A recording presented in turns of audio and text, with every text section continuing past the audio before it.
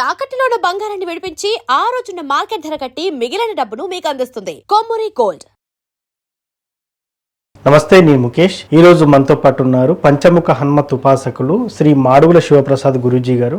ముఖ్యంగా జూలై నెలలో ద్వాదశ రాశుల వారికి ఎలా ఉండబోతున్నాయి, మేష నుంచి మీనం వరకు ఎలాంటి ఫలితాలు ఉండబోతున్నాయి అనే విషయాన్ని అడిగి తెలుసుకుందాం.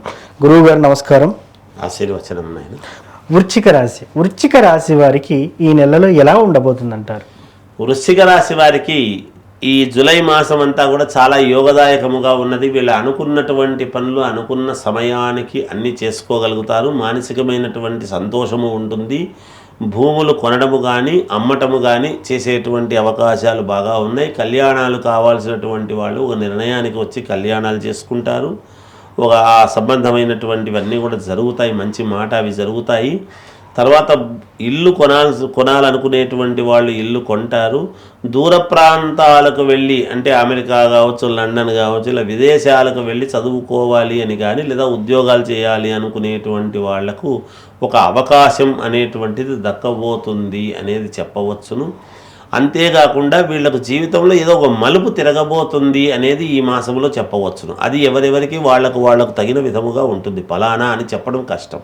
కానీ ఆకస్మికముగా ఒక యోగం అనేటువంటిది అయితే ఉన్నది. అంటే రాజకీయ నాయకులకు రాజకీయ యోగం కావచ్చు, వ్యాపారస్తులకు కొత్త వ్యాపారం కావచ్చు, ఉద్యోగస్తులకు కొత్త ఉద్యోగం కావచ్చు, ఇలా ఏదో ఒక మలుపు అయితే తిరగబోతూ ఉన్నది. ఒక ధనానికి సంబంధించినటువంటిది. రేపు భవిష్యత్తులో ఎటువంటి ఇబ్బంది లేదు, నేను నిశ్చింతగా బ్రతకగలను అనడానికి కావాల్సినటువంటి యోగం ఏర్పడబోతుంది అని మాత్రం చెప్పవచ్చు.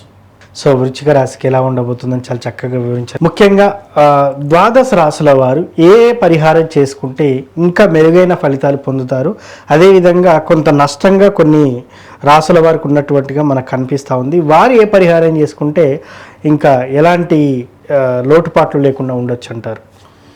మామూలుగా ఈ జూన్ నెలలో ఏ రాశి వాళ్ళైనా ఎవరైనా మనకు మేలు జరగాలి అనేటువంటి కోరికలు ఉంటాయి. సహజం కదా.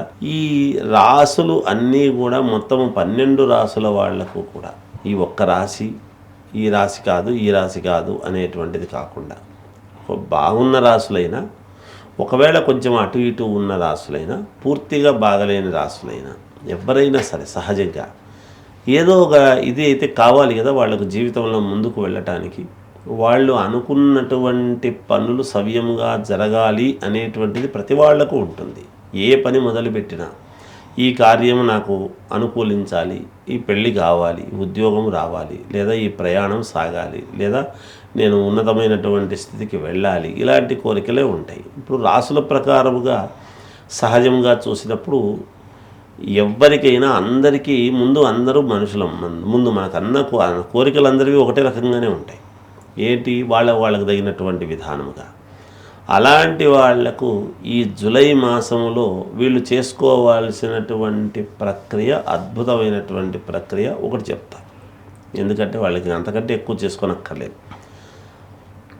ఓం ద్రాం దత్తాత్రేయాయ నమః అనేటువంటి మంత్రాన్ని చదువుకోవటం. ఈ మంత్రాన్ని చదువుతూ ఉన్నప్పుడు దత్తాత్రేయ స్వామి స్వరూపాన్ని మనం సెల్ ఫోన్లు ప్రతి వాళ్లకు ఉంటాయి.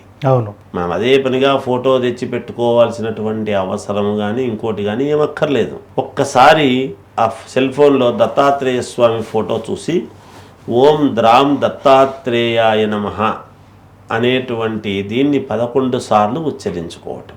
ఏది రోజు ఉదయము, సాయంకాలం కానీ, రాత్రి కానీ, పడుకునే ముందైనా ఇలా చేసుకుంటూ వచ్చి, ఇప్పుడు ఈ నెలలో గురువారాలు వస్తాయి. అవును, మొదటి గురువారము నాడు మాత్రం చేయవలసినటువంటిది ఏమిటంటే ఆకుపచ్చని ఒక రవిక గుడ్డ కానీ ఏదో ఒక క్లాత్, ఆకుపచ్చది. మనం ఆకులు ఎట్లా ఉంటాయి, పచ్చదనంగా ఉంటాయి కదా, చెట్టుకున్న ఆకులు, ఆ కలర్లో ఉండేటువంటి గుడ్డ ఆకుపచ్చది.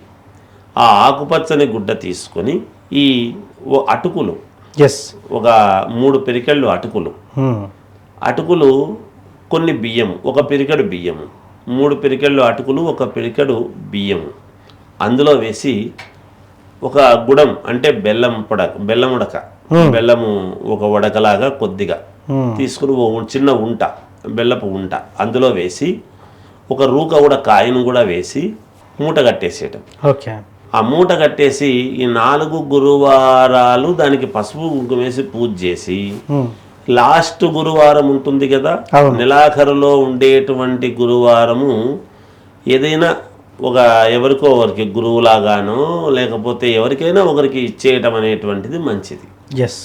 దాంతోపాటి 1 కిలో బియ్యం, ఏదో ఇది ఇచ్చినాం కదా అదే చాలే అని అనుకోకుండా 1 కిలో బియ్యం దానం చేస్తే పరిపూర్ణముగా సర్వదోషాలు పోవటానికి అనుకూలం. అది లాస్ట్లో చేయాల్సినటువంటి పని. లేదు మొదటి వారమే చేస్తాము అని అనుకుంటే ఈ 3-4 వారాలు ఇది చెయ్యాలి కదా, ఆ మూటకు ఒక పసుపు కుంకుమ అనేది వేయాలి. వేసి అప్పుడు చేస్తే దాని యొక్క మేలు సంపూర్ణం జరుగుతుంది. ఆ మూటకు వేస్తూ ఉండేటువంటి దాని వలన పరిహారం కొంత కొంత కొంత కొంత పోతూ వస్తుంది.